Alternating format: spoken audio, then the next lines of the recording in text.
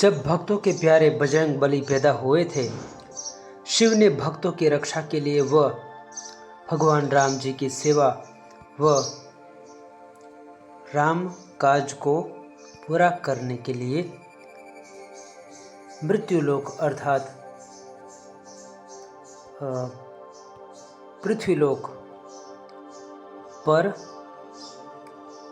पवन देवी के तेज से वानर राज केसरी और रानी अंजनी के घर जन्म लिया।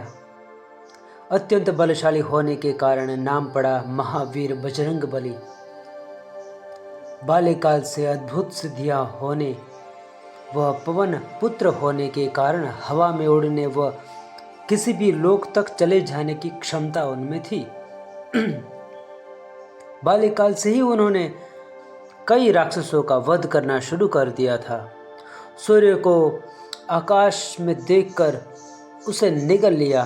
तब सभी देवी देवताओं ने प्रार्थना कर उनसे सूर्य को मुक्त करने को कहा, तो बजरंग बली ने सूर्य को बाहर उगला। सूर्य भगवान ने प्रसन्न होकर उनको अपना शिष्य बना लिया।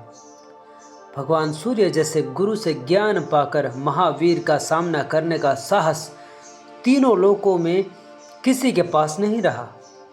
लेकिन महावीर बालक होने के कारण अक्सर तपस्यारत ऋषि मुनियों से भी छेड़छाड़ करते। कुपित होकर ऋषियों ने उनको शक्तियां भूल जाने का शाप दिया। क्षमा याचना पर ऋषियों ने कहा कि समय अनुसार आवश्यकता पड़ने पर तुम्हारी शक्तियां वापस आ जाएगी। जब राम जी को माता सीता का वियोग हुआ, तब हनुमान जी से उनका मिलन हुआ। राम लक्ष्मण को कंधों पर बिठाकर वायु मार्ग से सुग्रीव तक ले गए। समय आने पर महावीर ने लंका कूदकर पार कर ली। मार्ग में आने वाली बाधाओं व परीक्षाओं को धैर्य व नीति पूर्वक पूर्ण किया। अशोक वाटिका उजाड़कर राक्षस वीरों को स्वर्ग पहुंचाया। मरणासन लक्ष्मण को बचाने के लिए हिमालय पर्वत से एक पहाड़ ही उठा कर ले आए। जब मेघनाद ने भगवान राम और लक्ष्मण को नागपाश में बांध लिया, तब वैकुंठ जाकर गरुड़ जी को लेकर आए। युद्ध में कई वीरों को यमलोक पहुंचाया। सीता माता की सबसे पहले सुधि लाने वाले हनुमान जी ही थे। अयोध्या वासियों तक सीताराम के आगमन का उन्होंने ही समाचार पहुंचाया। रावण की कैद से शनि को मुक्त करवाया।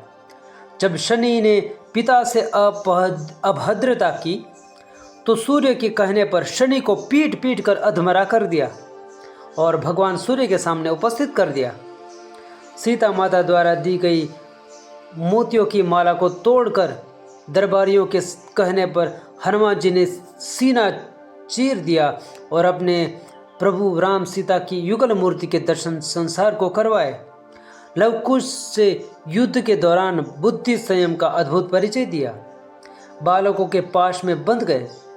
भगवान राम जी के सरयू नदी में स्नान के बाद वैकुंठ लौटने पर भी महावीर भक्तों की रक्षा और धर्म की स्थापना के लिए पृथ्वी पर ही रहे। रामायण काल के अतिरिक्त महाभारत काल में जब भीम को अपने बल का घमंड हो गया, तो हनुमान जी ने उनको कहा कि भीम, तुम मेरी पूंछ उठाकर एक और कर दो। लेकिन पूरा प्रयास करने पर भी भीम पूंछ को हिला तक नहीं पाया। भगवान श्री कृष्ण जी और अर्जुन के रथ पर ध्वजा में स्वयं महावीर उपस्थित रहे। इसलिए युद्ध के पश्चात श्री कृष्ण अर्जुन का रथ धमाके के साथ नष्ट हो गया, क्योंकि हनुमान जी ने रथ को छोड़ दिया था। कलयुग में भी हनुमान जी जीवित ही माने जाते हैं, क्योंकि उनको चिरंजीवी होने का आशीर्वाद मिला है। महाभारत के अनुसार महावीर हनुमान आज भी गंधमादन नाम के पर्वत पर रहते हैं। कहा जाता है कि जहाँ जहाँ रामायण का पाठ होता है, हनुमान जी सूक्ष्म रूप या प्रत्यक्ष रूप में जरूर वहाँ आते हैं। कलयुग में गोस्वामी तुलसीदास जी को राम लक्ष्मण जी के दर्शन भी हनुमान जी ने ही करवाए थे। हनुमान जी का इतना बल है कि पाताल में अहि रावण को मारकर महावीर हनुमान जी ने उसकी भुजाएं ही उखाड़ ली थी। ज्ञानियों में प्रथम रहने वाले, भक्तों को ज्ञान देने वाले, भूत प्रेतों का नाश करने वाली महावीर का सुमिरन ही सब दुखों का नाश करने वाला है। नीच ग्रह, यक्ष, किन्नर, किरात आदि सब इनके भय से थर थर कांपते हैं। तो मांगिए शीघ्र प्रसन्न होने वाले हनुमान जी से सकल मनोरथ। मानिए हनुमान जी को और शत्रुओं का, रोगों का, दुखों का नाश कीजिए। पाइए धन, वैभव, नीच ग्रहों से मुक्ति, सुखद जीवन का आशीर्वाद। शत्रुनाश के लिए, रोग मुक्ति के लिए, रोजगार व व्यापार में लाभ के लिए, विद्या व बुद्धि के लिए, बलशाली शरीर के लिए, शनि, मंगल, राहु, केतु जैसे नीच ग्रहों से मुक्ति के लिए, अकाल मृत्यु व दुर्घटना आदि से बचाव, हनुमान जी की कृपा पाने व दर्शन करने के लिए ये महामंत्र है जो इस प्रकार से है। ओम हम हनुमते नमः। बस इतना सा छोटा सा मंत्र है, इसको आप जाप कर सकते हैं, जैसे ओम हम हनुमते नमः, ओम हम हनुमते नमः, ओम हम हनुमते नमः।